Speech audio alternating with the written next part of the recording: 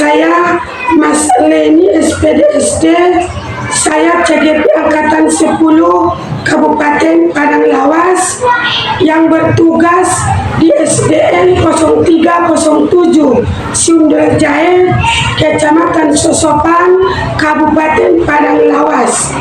Pada kali ini saya akan melakukan wawancara dengan kepala sekolah saya sendiri, yaitu Bapak Aminuddin SPD SD.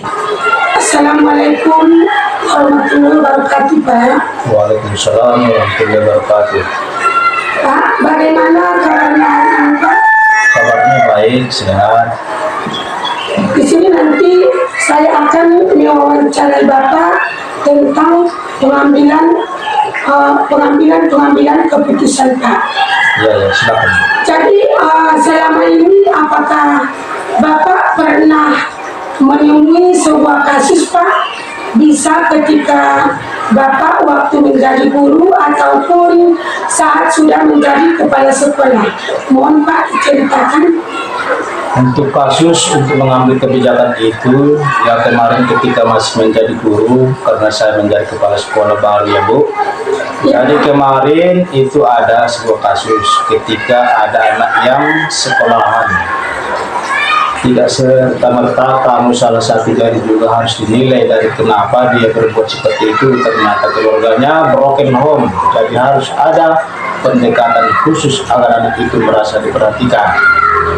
Ya, kemudian Pak, untuk pertanyaan selanjutnya, jadi Bapak pernah menemui kasus pada murid, yaitu seorang siswa yang kedapatan merokok gitu ya Pak? Ya. Nah, dan dia berasal dari keluarga yang broken home. Saya ingin bertanya kepada Bapak, bagaimana cara Bapak kira-kira untuk mengidentifikasi kasus yang merupakan dilema etika ataupun tujukan moral? Pertama yang saya lakukan adalah mencari informasi dulu. Informasi tidak langsung pada yang bersangkutan, tapi saya cepat. Apa harus terus kemudian kita lakukan tindakan? Informasi tersebut baru akan saya konfirmasi istilahnya ke yang bersangkutan, misalnya kepada guru atau yang terdampak dari masalah tersebut, baru kita bisa menentukan bahwa masalah ini apa sebabnya. Jadi selama ini dalam mengidentifikasi kasus-kasus tersebut, langkah yang Bapak ambil adalah Bapak mencari informasi terlebih dahulu, kemudian setelah Bapak mendapatkan informasi baru, kemudian Bapak mengkonfirmasinya. Nah, setelah Bapak menentukan masalahnya, kemudian baru diberikan tindakan dan solusi, ya begitu ya Pak. Nah, kemudian untuk pertanyaan selanjutnya, selama ini bagaimana Bapak itu dalam menjalankan keputusan pengambilan di sekolah, terutama untuk kasus-kasus di mana ada dua kepentingan yang sama-sama benar dan sama-sama mengandung nilai kebajikan. Nah, ini adalah sebuah kebimbangan ya Bu. Jadi kasusnya sama-sama benar, mana yang harus kita pilih. Nah, ini dilema jujur, itu dilema mana yang harus kita berpihak pada mana. Tapi sebagai seorang pimpinan harus mementingkan kepentingan mana yang lebih besar, terutama bagi peserta didik, karena tugas kita adalah untuk mencerdaskan peserta didik. Jadi dalam hal tersebut, kalau saya ditemukan masalah seperti itu, maka saya akan mengutamakan kepentingan peserta didik dan mencari sumber-sumber masalahnya.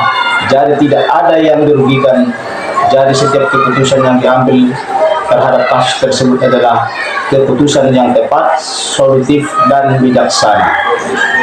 Kemudian Pak, jadi di dalam menjalankan pengambilan keputusan tersebut, Bapak lebih mementingkan dan mengutamakan untuk anak tersebut. Kemudian baru setelah itu mencari solusinya.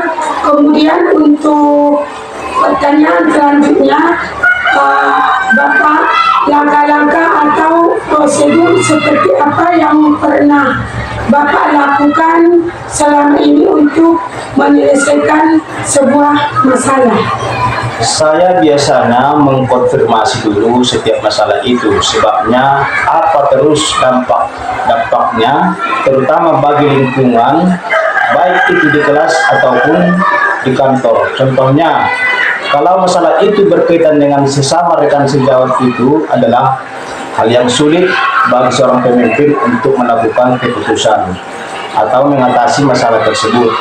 Jadi prosedur atau langkah-langkahnya saya akan tetap mendengar. Jadi sebagai kepala sekolah itu harus banyak mendengar. Setelah mendengarkan baru kita mencari solusinya. Solusinya yang terbaik dan tepat. Yang tepat tadi solutif. Jadi kita tidak bisa yang tua itu harus benar dan yang muda harus salah. Tidak. Jadi masalah itu harus memberikan efek jeratnya, tidak diulangi di kemudian hari. Begitu, Ibu. Oh ya, kemudian Pak, untuk pertanyaan berikutnya, jadi prosedur atau langkah yang Bapak ambil itu, langkah pertama adalah mengkonfirmasi terlebih dahulu masalahnya, apa dampaknya, baru setelah itu Bapak mendengarkan dari permasalahan-permasalahan yang ada itu, yang artinya tidak serta-merta yang tua itu menang dan yang muda itu kalah.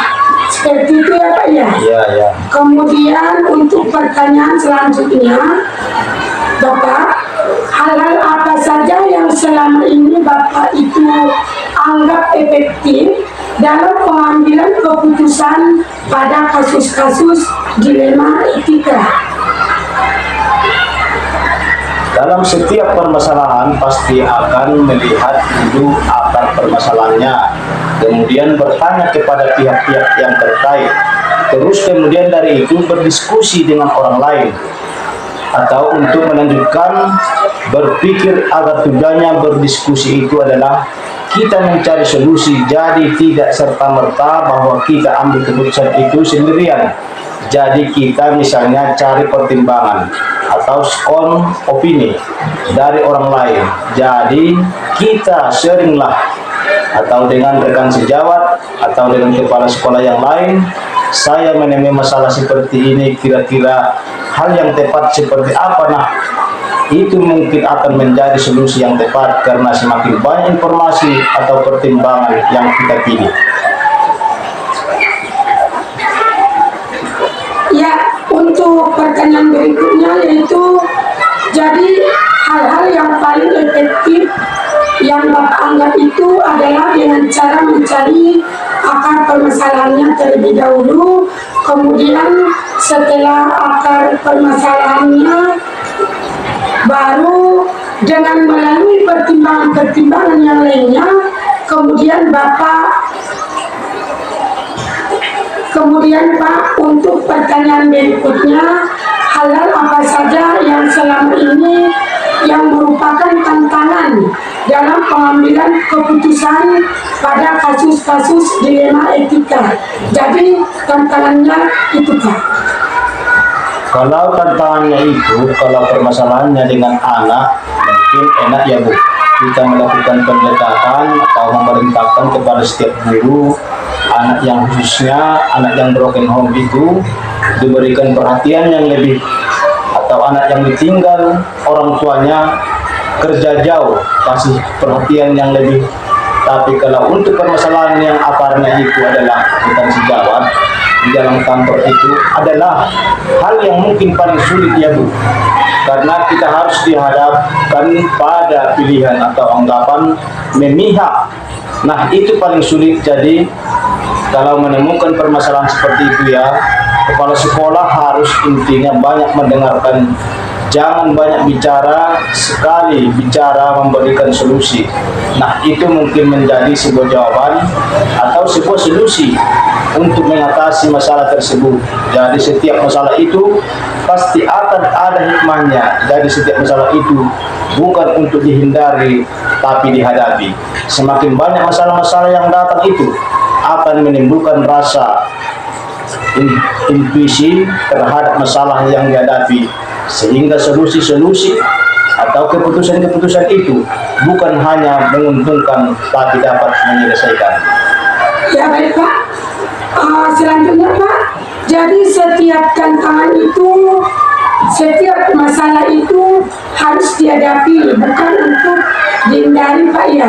Iya. Kemudian untuk pertanyaan selanjutnya, apakah Bapak memiliki sebuah tata kelola atau jadwal tertentu dalam sebuah penyelesaian kasus dilema etika? Kemudian apakah saat ada masalah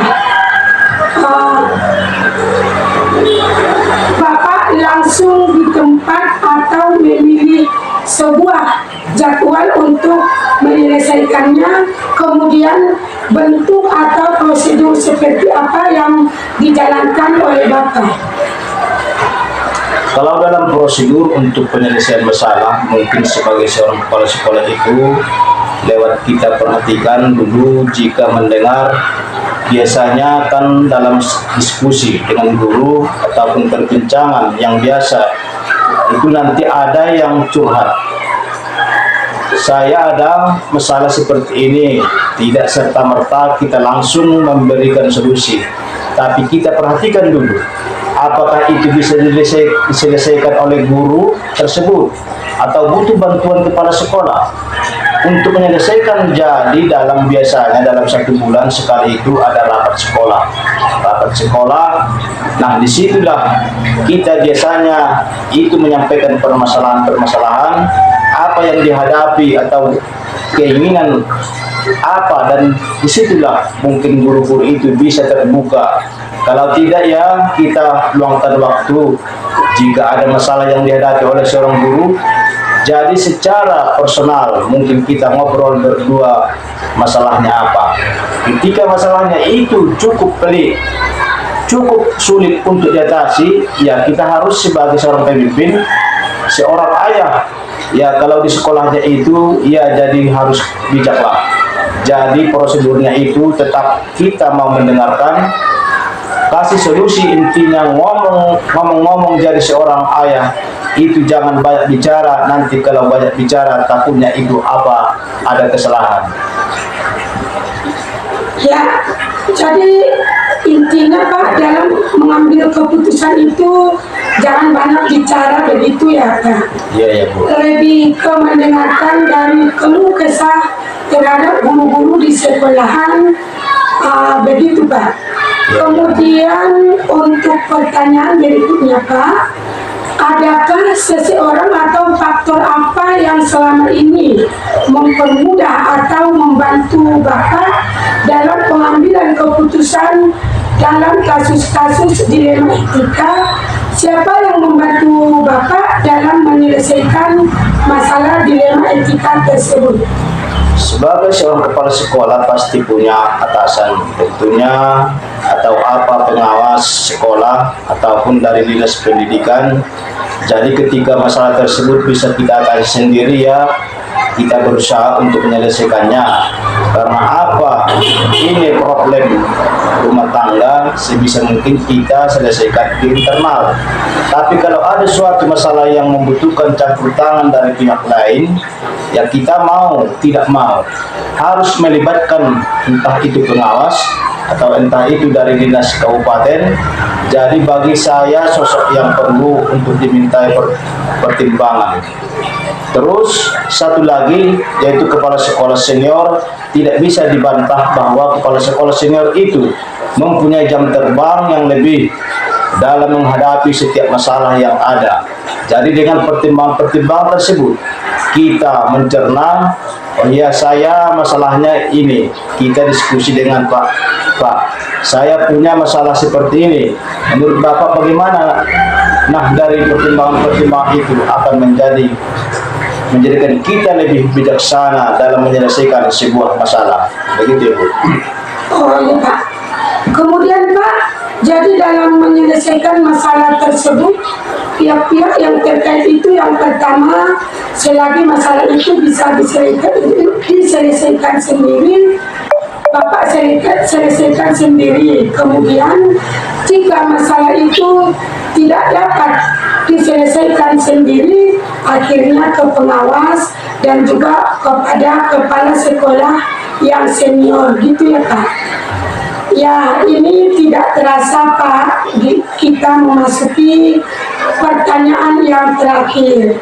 Dari semua hal yang telah disampaikan tadi, pembelajaran apa yang Bapak dapatkan atau pengalaman apa dalam mengambil keputusan dilema etika? Dalam hal ini dari semua hal yang disampaikan tadi, bahwa ini adalah sebuah hal yang harus kita hadapi, yang tidak bisa dihindari. Sebagai seorang kepala sekolah, mengambil keputusan itu adalah hal yang wajib. Jadi digarisbawahi bahwa keputusan yang diambil itu berdasarkan kebijaksanaan untuk kepentingan sekolah. Jadi tidak boleh seorang kepala sekolah itu mengambil kebijakan untuk kepentingan pribadinya, dan digarisbawahi juga lagi bahwa kepentingan anak adalah yang nomor satu. Itu bagi saya. Oke, baik Pak. Jadi pembelajaran yang didapat dari pengalaman pengambilan keputusan dilema etika itu, bahwa setiap masalah itu harus dihadapi, tidak untuk dihindari, begitu ya Pak. Kemudian sebagai seorang pemimpin itu harus bijaksana dalam mengambil keputusan, serta dalam pengambilan keputusan tersebut harus memikirkan kepentingan anak itu yang utama. Begitu ya Pak.